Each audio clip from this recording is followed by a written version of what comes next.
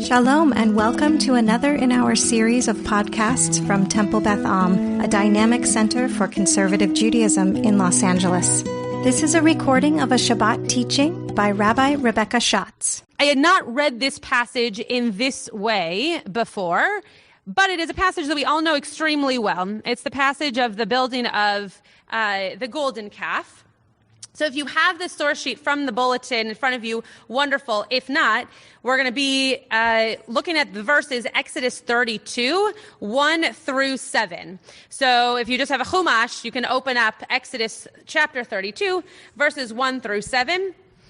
And as I mentioned before, I want us to really think about how these verses connect to this idea of refugee Shabbat.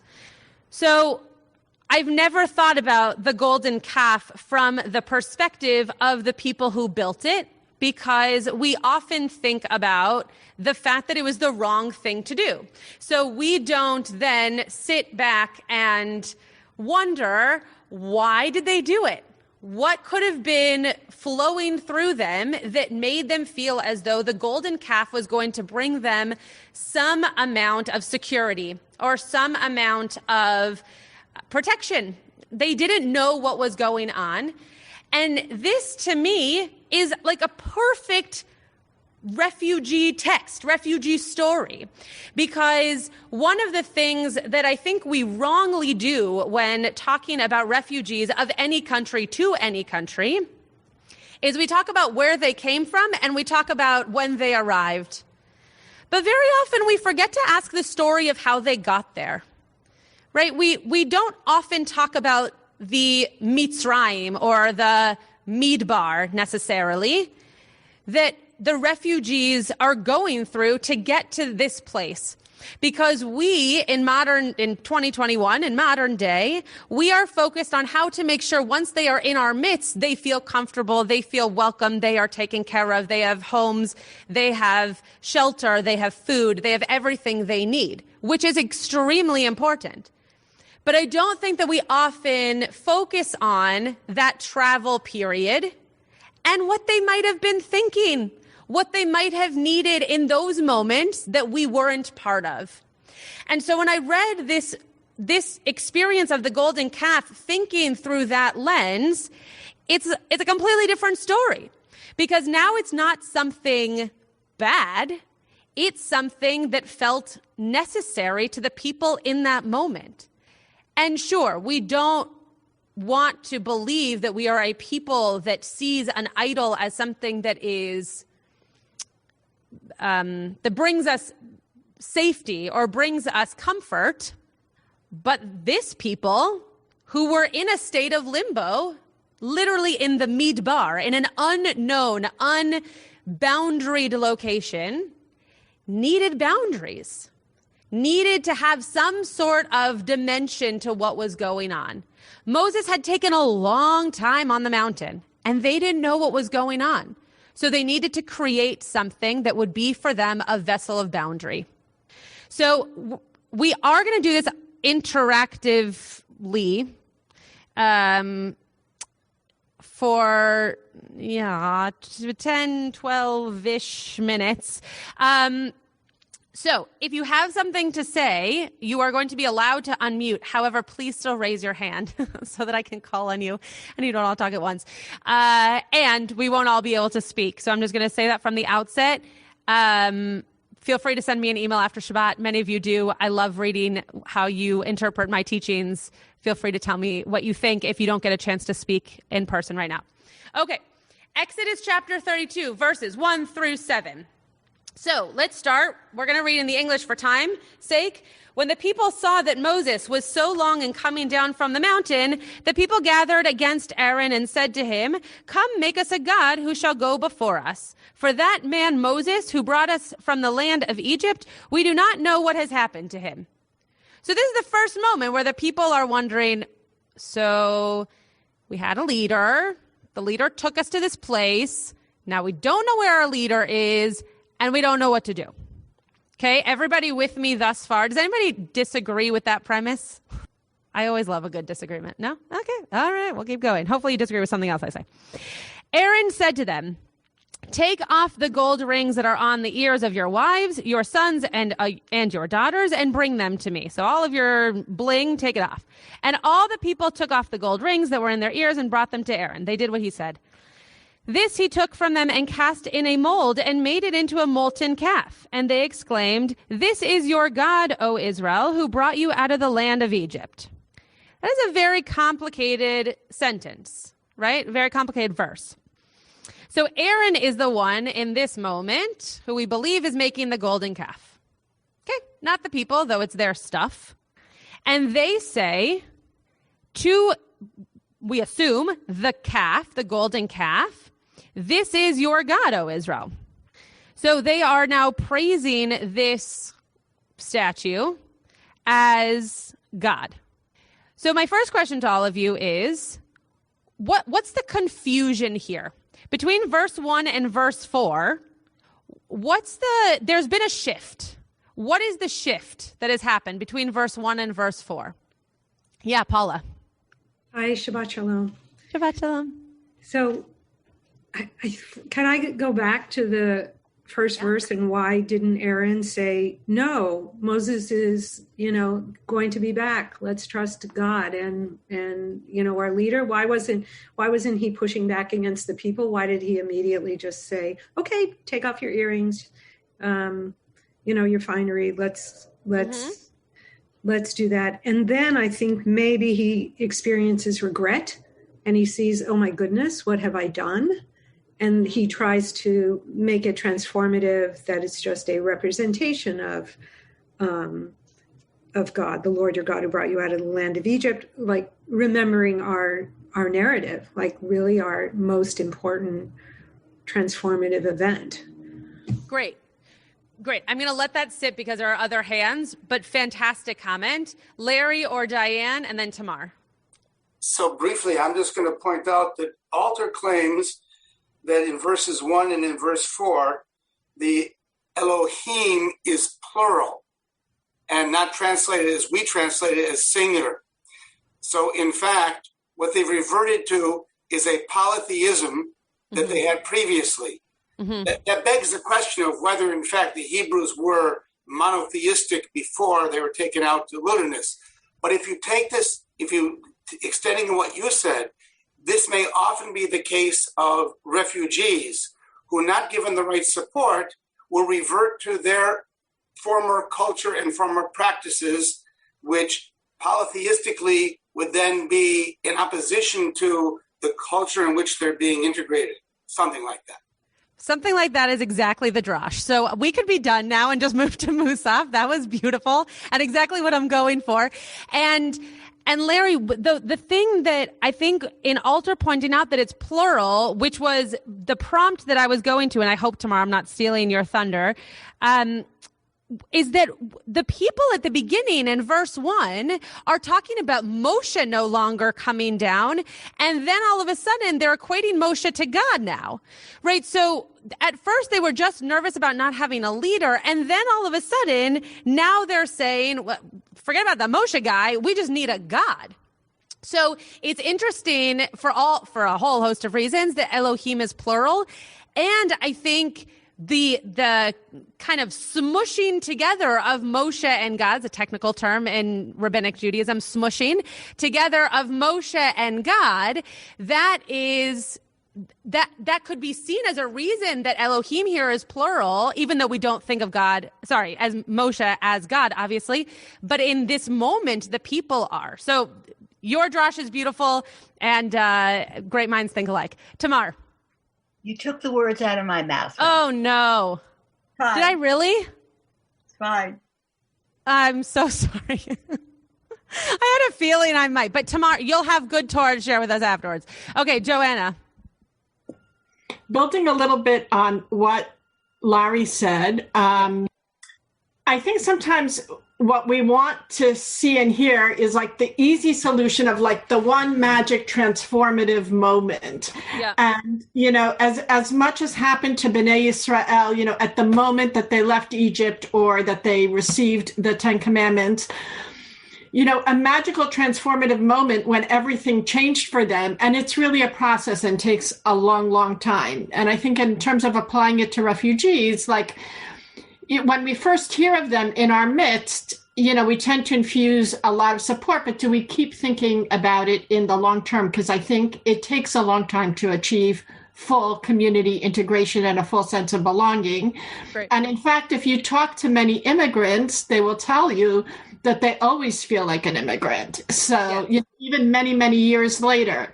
Sure. So I think it's a lesson in thinking about big picture and long term. Great. Carl. So looking a little further forward, I think there's a word that appears twice, something along the lines of break out. Aaron is accused of letting the people break out. And I think this isn't quite aligned with your refugee theme, but maybe a different theme of peoplehood and leadership, that when people get nervous, worried, anxious, they need some kind of guidance in how to deal with it, how to channel it. And Aaron isn't giving them any guidance. He's just going with the mob nervousness. Yes. So lessons in leadership. Beautiful. Yeah, I think that, and we're going to read these next few verses in a second, but I think one of okay, Karen, because I love you so much. Last word. This is Aaron, Moses' brother. Yeah. The high priest, all that. Yeah. All that whole guy. Yeah. I'm done. Okay, great. All right. I lost my other train of thought. Karen Cass for the win, everyone. All right. So chapter 32, verse 5. When Aaron saw this, he built an altar before it. And Aaron, the high priest, that whole guy, Karen, announced, "Tomorrow shall be a festival of the Lord." So not only are they making this golden calf, but now they are creating a whole festival around this calf being in existence and being something to be praised.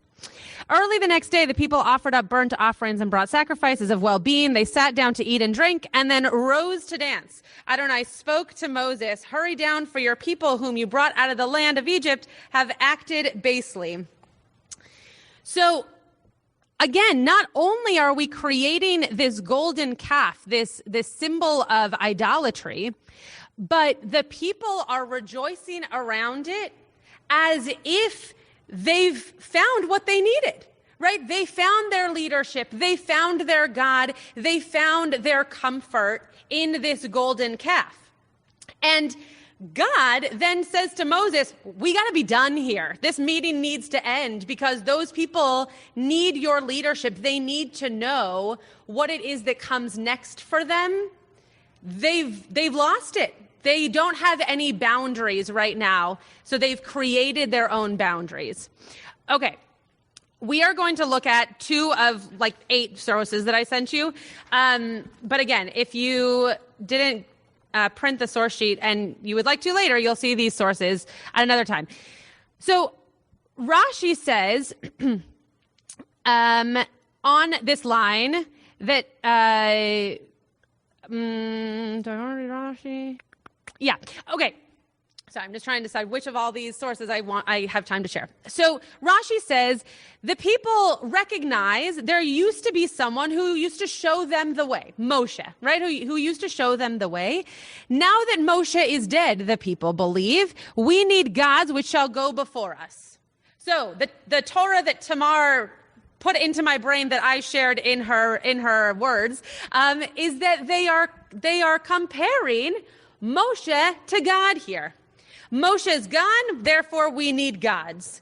And similar to Larry's point, if we put ourselves into a situation where we no longer have structure, we no longer have boundaries in modern day Judaism, we no longer have halacha, all of a sudden everything's game, right? So they could have multiple gods because they didn't know where their one God was in that moment. They had lost connection.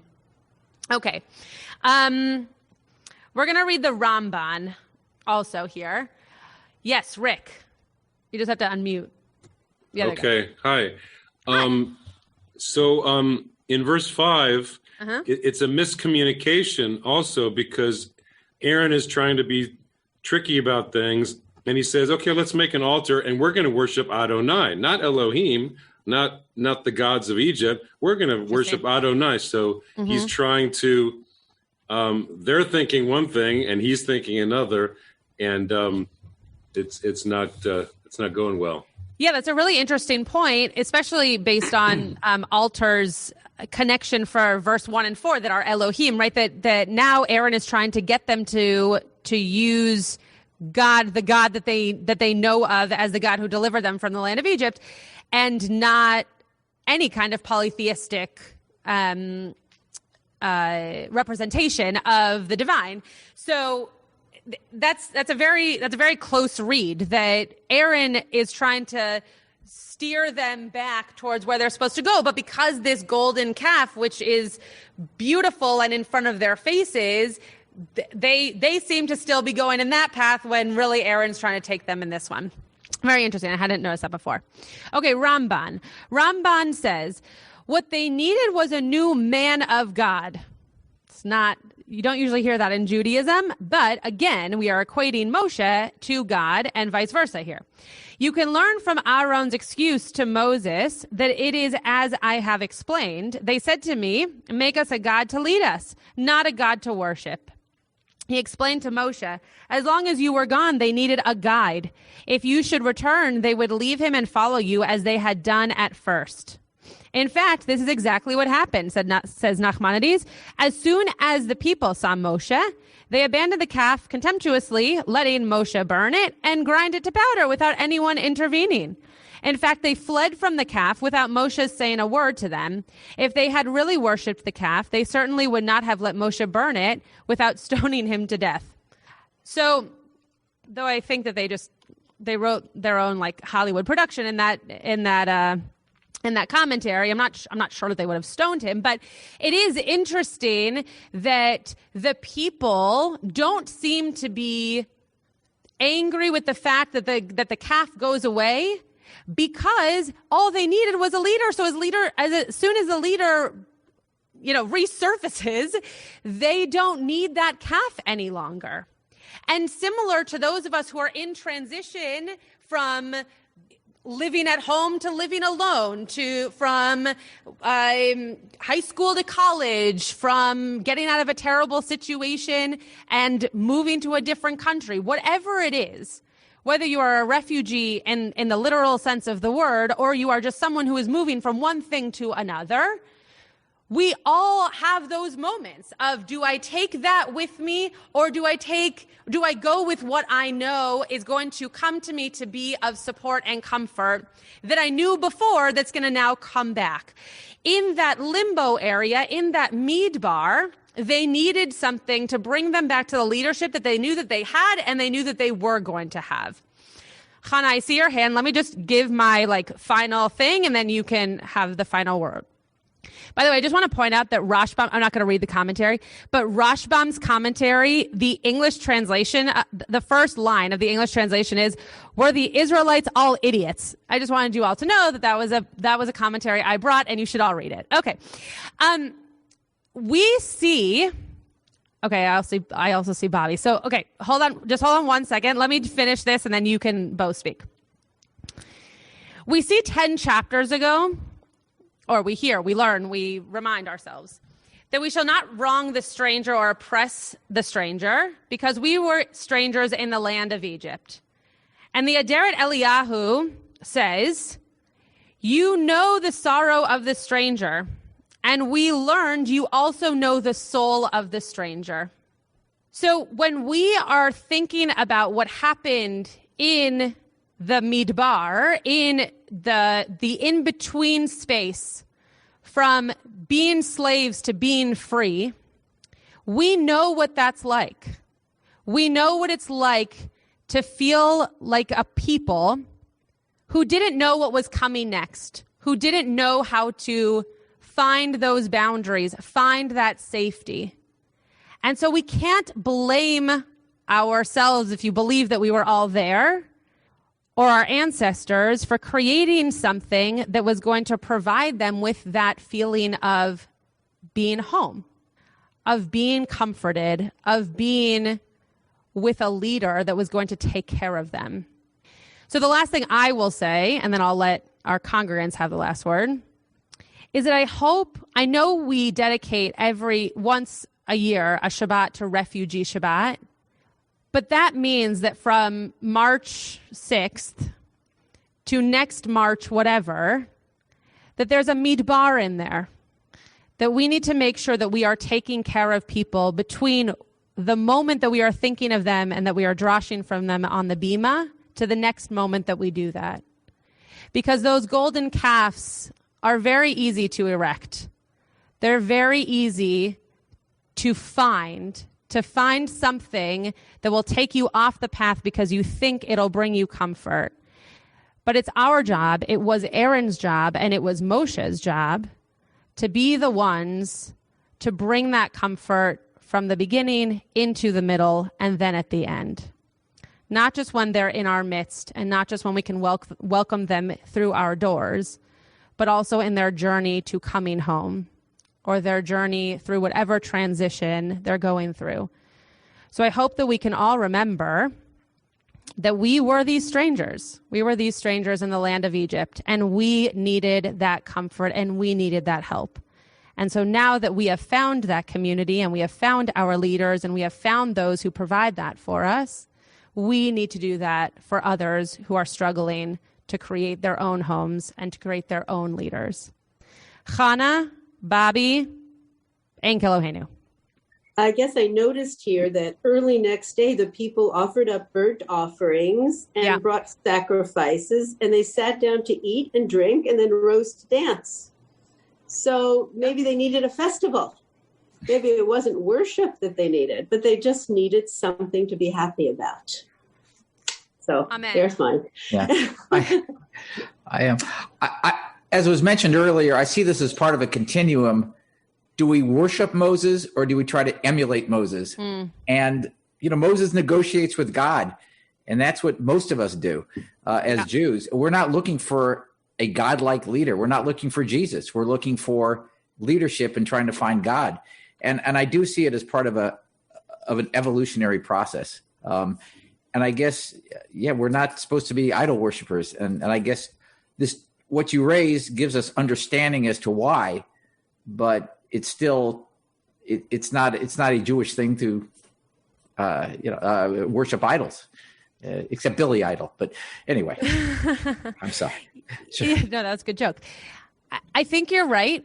And I think that even if we are not a people that believes in idol worship, meaning putting a statue in the sanctuary, we all have idols, right? We all have things that we hold too high up in our lives, or we all have things like our phones or our email or these days Zoom that we worship because they allow us access to something. And I think that that's what the people were doing here. You're completely right that we don't try to find our leaders as God figures. We try to find the holiness in everybody, but there are ways in which we idolize that which shouldn't become idols. And I think that is something that we don't make it into a golden calf, but we do make it into something that takes away from the spirituality of finding that comfort or that support in other things. You have been listening to another in our series of podcasts from Temple Beth Am, a dynamic center for conservative Judaism in Los Angeles.